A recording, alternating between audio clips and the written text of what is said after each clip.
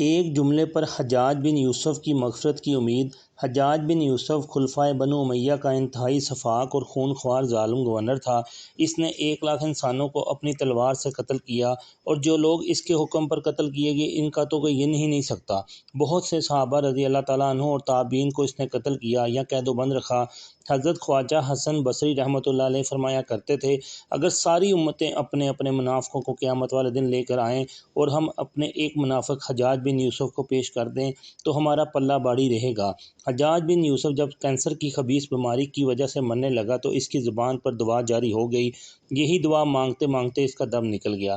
دعا یہ تھی کہ اللہ، تیرے بندے بندیاں میرے بارے میں کہتے ہیں کہ تو مجھے معاف نہیں کرے گا، مگر مجھے تو اس سے امید ہے کہ تو مجھے معاف فرما دے گا، مجھے معاف فرما دے۔ خلیفہ عادل حضرت عمر بن عبدالعزیز رحمۃ اللہ علیہ کو حجاج بن یوسف کی زبان سے مرتے وقت یہ دعا بہت اچھی لگی۔ ان کو حجاج کی موت پر رشک ہونے لگا، اور جب خواجہ حسن بصری رحمۃ اللہ علیہ سے لوگوں نے حجاج کی اس دعا کا ذکر کیا تو آپ رحمۃ اللہ علیہ نے فرمایا، کیا واقعی حجاج نے یہ دعا مانگی تھی؟ تو لوگوں نے کہا، جی ہاں۔